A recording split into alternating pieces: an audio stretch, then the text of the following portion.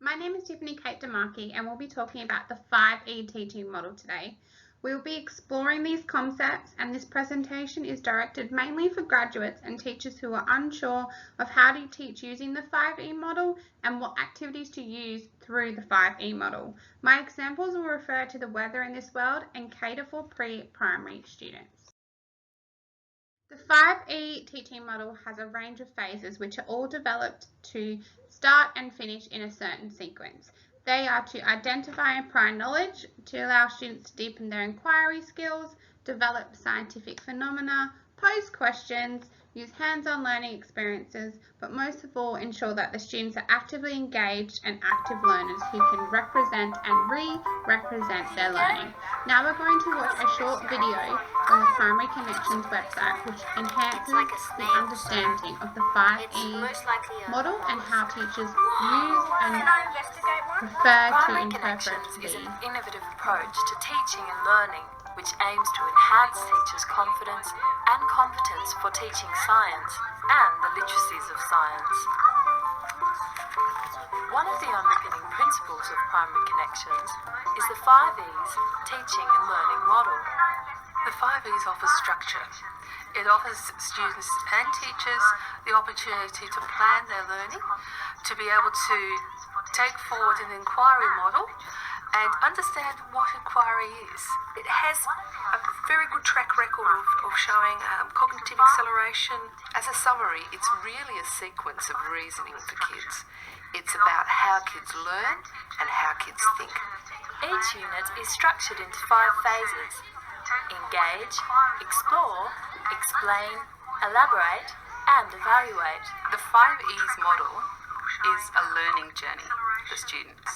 It has specifically constructed beginning, middle, and end, which correspond to how students learn and how they develop their understanding. To me, the 5Es is like a story.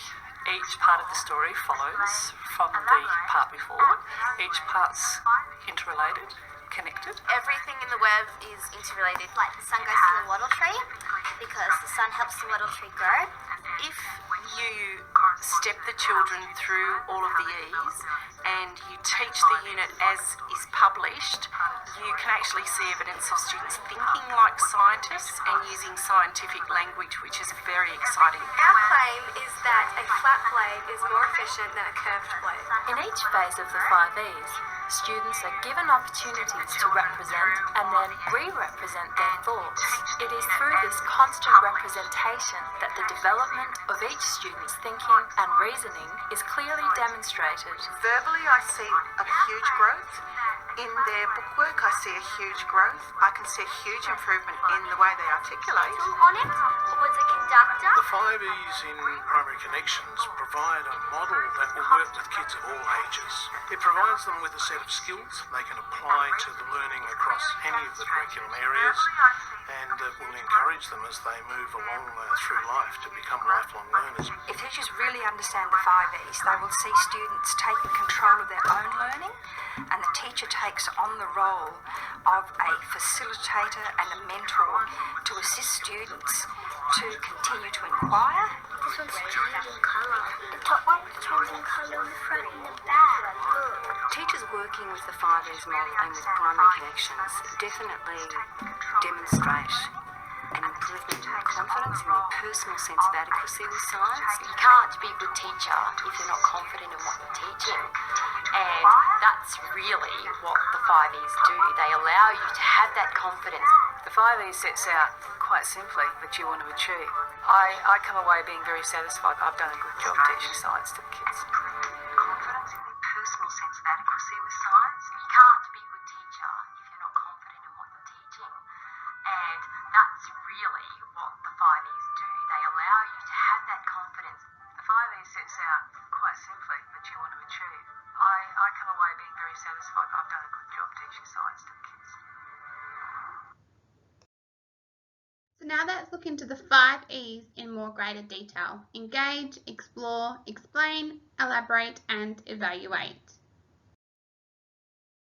Let's start with the engage phase, which means to simply ask your own questions. This is where the teacher captures the student's interest and encourages the student to share their prior knowledge through a range of questions and critical thinking. Ultimately, the Engage section is a form of diagnostic assessment in which you'll collect the data from your students on what they already know about the topic. The next section is the Explore phase, which means to test your own predictions and draw your own conclusions, providing the students with an opportunity to test their own ideas and collect evidence through observations and questioning. This is also known as a form of formative assessment, moving on from our diagnostic assessment and building really on from what we've gathered with that data and exploring the concept. The explain phase, put simply, means to communicate what you have learned and how to explain in greater detail about the topic. Students will be able to explain and justify activities. We will be exploring the topic with formal introductions and use scientific explanations. The teacher will use a range of techniques and questions to guide students during this phase. Students will also learn from their peers and share their findings on the topic. This is also another form of formative assessment, which you can use to build on and justify and explore and explain what the students know to then apply in later lessons. The elaborate phase means to apply what you have learned to new and unfamiliar situations. This stage is introducing a summative assessment and provides the opportunity for students to extend their learning. Ensuring they use important terms and vocabulary, students are also expected to have applied this knowledge to their everyday lives. As teachers, we will extend and explain the concept using a range of explanations, such as written or pictorial media. Evaluate means students apply what they've learned to new and unfamiliar situations. This summative task provides opportunities for students to review, reflect, and apply their own learning of the task. As a result, a task is completed and will be required to discuss and represent their knowledge through an assessment. Students will demonstrate what they have grasped, understanding the learning of the objective. When I first watched the Primary Connections video and I heard Laura saying, "You can't be a good teacher if you are not confident in what you are teaching," I sat back and I really thought about what I need as a graduate teacher and what other teachers may need to form how they can become a confident science teacher, how you can become a confident science teacher. And for me, it goes back to just breaking down each phase and identifying what activities and tasks and language that can be used to facilitate the lesson and really engage the students and ensure that we are teaching the concept as best as we can be. So on the next following slides, I've developed a few activities and reasoning why we use these activities in this way to use the 5E model to ensure that we are becoming the confident science teachers that we would like to be. Here I thought about how I would engage my students. What words would I use? How would I act? And this sort of poster came to mind. I want to encounter, ignite, grab, connect, catch, attract, and captivate my students. I want to engage the students by drawing out their interest in science. Ask a question. Why does it rain? Using a picture book, for example, the big rain coming, and really delving into those pictures and identifying all the aspects of the book really allows the students to show their interest in science without knowing that it is science. Another way to do this task is to ask real-world problems. What clothes do I wear if it's raining? Do I wear my flip-flops? Do I wear my runners? Do I wear my gumboots? Really engage that interest, draw out their prior knowledge. So I really want to explore with my students, and when I think about exploring with them, I want them to be excited. I want them to consider weather to be engaging. I want them to investigate the weather. We want to tour it. We want to go around the school, have a look at different areas, really immerse ourselves in what the weather has to offer. We can also do this through a range of hands-on learning experiences which allow the students to engage in weather. So for example, looking into weather symbols. Why do we have weather symbols? What are they for? Becoming a weather detective, putting on some glasses, getting down and investigating. Why do we want to know about the weather? What is the weather telling us today? What do I need to wear? Another way to show this is by using a range of hands-on learning tasks. So have a range of weather symbols and Aboriginal symbols out and allow the students to create stories with these symbols, engage with these symbols, make these symbols out of play-based items, and allow them to immerse themselves and really explore the possibilities that weather symbols have to offer. So in the explain phase, we really want to refine and expand on what we're already learning. We want to understand it, interpret it, define it, and clarify it. So a way we can do this is explaining the weather by using formal introductions to the topics, watching a range of videos that demonstrate the different types of weather, and having those small group discussions where you can really use language that allows the weather to be a bit more descriptive and understand that we can explain it through using specific words such as cloudy, sunny, rainy, and using those actual words that allow you to see the different symbols and bring them all together. Lastly, you can use drawings to represent their understandings and scribe if need. This way you're understanding how the children interpret the weather, and then we can go on to use words that will help them explain the weather in this phase.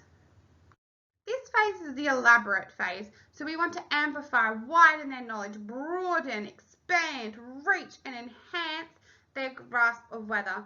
We can do this through a range of ways. One of my favourite activities when I was doing Weather in My World was to do an activity where we had a range of materials which the students could collect in, and we gave them a fan, a heater, and a hairdryer. We had it on all different settings and allowed them to explore how wind would move different objects. This really allowed the students to have independent practice, allow them to understand some problem solving, and test out different items using wind. And this investigation really allowed the students to elaborate on why certain materials were moving the way that they were moving, what temperature made it affect, like if it was hot with the heater, did that mean that it wasn't going to move, and really engage and elaborate on what they think would happen when they turned on the heater. Would the matchstick move? Would the rock move? Having this elaborate phase really allows the students to engage in the topic and look at the way things move in their world. So afterwards we discussed why we need to put our toys away. Will they blow away in the wind? Will they stay there? Will they be there when we come back? What types of wind would we need to move our toys outside? So the last phase is evaluate. So we really want to judge, assess, and determine that our whole unit that we have just done over the semester is all work step by step by step, and the students can now apply the knowledge that they have learned. So I have 3 activities in which the students can apply their knowledge. The first one is becoming a weather reporter and using symbols to describe what the weather is like and really showcasing their knowledge of how to interpret and display and discuss the weather with other peers in their classroom. The next option is to provide a recount of what the weather is like. So for example, you could look outside and say, can you draw a picture of what the weather is like and what I would need to wear? Can you tell me, why are you wearing shorts? Why is there a sun? What does the weather look like today? Last one is providing a problem-solving task. Something like, it is raining today, what do I need to wear? And have the students really think about it. And then you could either do this by, again, having them draw the picture and scribe, or you could have a range of clothes laid out on the floor and just say to them, it's raining today, can you tell me what I need to wear? Can you select my clothing that is suitable for this type of weather? Why do I need it? Is it cold? Is it sunny? Is it wet? Can you really describe this for me? Breaking down the 5E teaching model and slowly developing the phases will allow you to become the confident science teachers I know you can be. I just want to say thank you for listening to my presentation, and if you have any questions, please don't hesitate to contact me. Thank you.